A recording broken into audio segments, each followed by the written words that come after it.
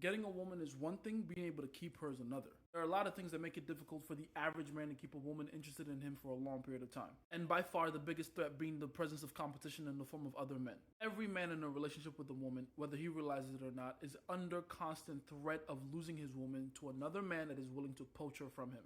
And since the beginning of time, men have come up with different evolutionary strategies to safeguard their women. Think of them like a bunch of best practices so that other men don't come and get the jump on you and steal your woman. This set of strategies is what we refer to in the study of evolutionary psychology as mate guarding. They can be preemptive or reactive in nature, but the purpose is the same: to make sure someone else doesn't steal your woman. What we're going to be discussing today is what I've come to find is the best mate guarding strategy backed up by years and years of experience and experimentation. Mate guarding strategy so airtight that it would be practically impossible for anyone to even have a chance to steal your girl. And is shockingly simple to implement, no matter what age, race, gender, or personality type you happen to be. In fact, it's so simple, you've seen real life examples of this. You just didn't realize that's what you were looking at. So pay close attention, but before we do that, we have to discuss the origins of mate guarding and how it's evolved over the years. See, back in caveman days, long before the conception of civilization, a caveman's ability to guard his mate came down primarily to his capacity for violence. You see, at this point in time, the social contract that we have in civilization today hadn't been formed yet.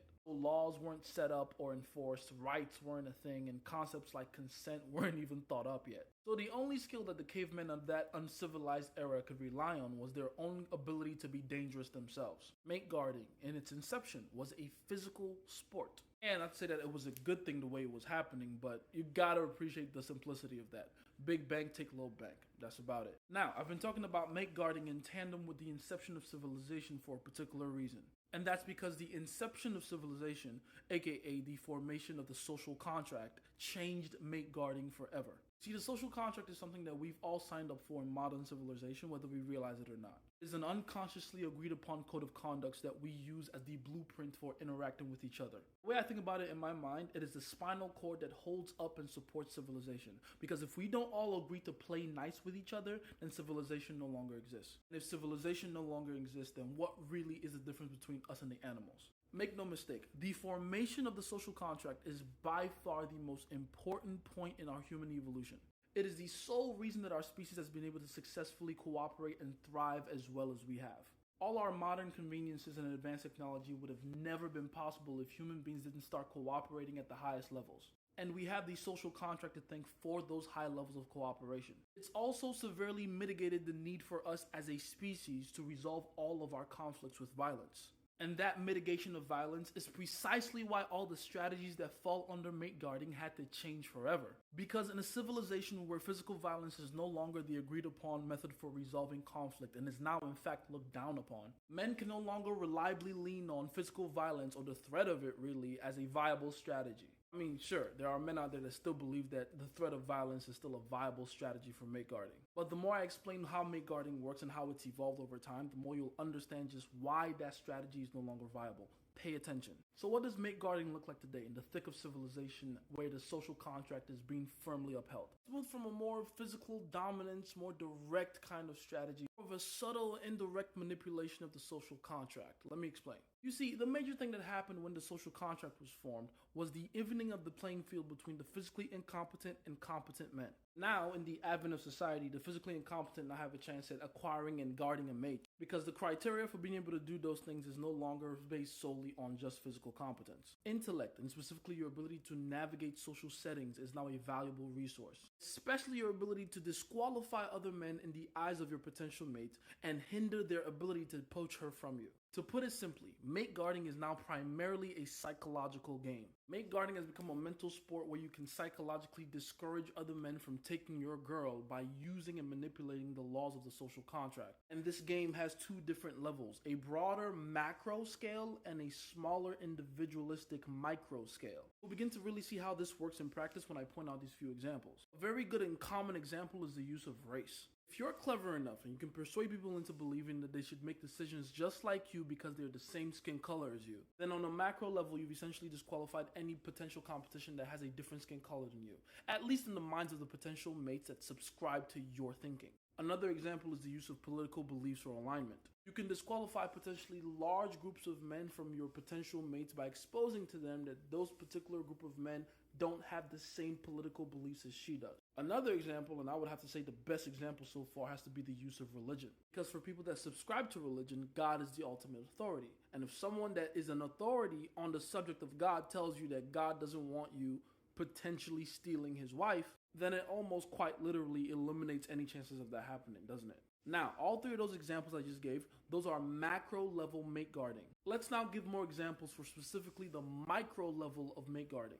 On an individualistic level, a great example is the direct character assassination of potential competition. That is, saying something about your competition that disqualifies them as a suitor from the mind of your potential mate. I'm sure we've all had that one friend in the friend group that starts acting very weird when girls come around. Maybe he picked on and made fun of you, or began to say not so glamorous things about you when the girls were around. Maybe he didn't necessarily say anything bad, but he went out of his way to let the girls know that you already have a girlfriend. That right there, that's what I'm talking about. That's a perfect example of mate guarding. Another example of micro mate guarding you've probably heard of is checking her phone.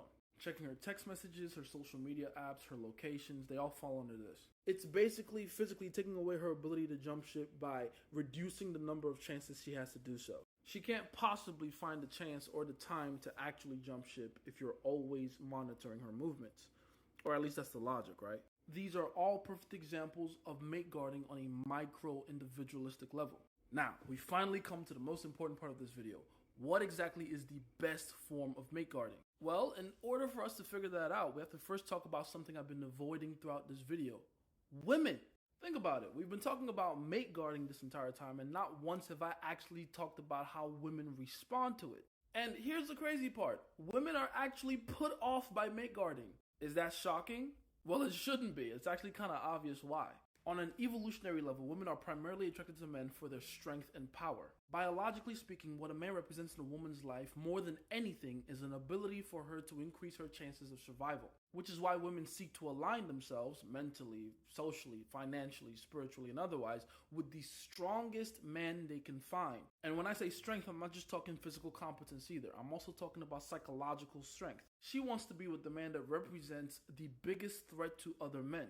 She also wants to be with a man that realistically and logistically she doesn't really deserve. That's how she essentially knows that she's getting the best bang for her buck. Literally. When you have a need to mate guard or do anything really to keep a woman around you longer, you're subtly communicating to a woman on a subconscious level that you're both a man that she definitely deserves or she can do better than, and you acknowledge that there are other men that you see as bigger threats than you, which is why you need to apply mate guarding strategy to begin with. So when you, for instance, try to badmouth another man in front of a woman, all that communicates to her is that you think that man is a bigger threat than you, which instantly makes her shift her focus from you to that other guy. So to put it simply, and as ironic as it may sound, the best mate guarding strategy by far is to not mate guard. When it comes to women, the best defense is a great offense. If you get her so worried about what you're up to, you'll never have to worry about what she's up to.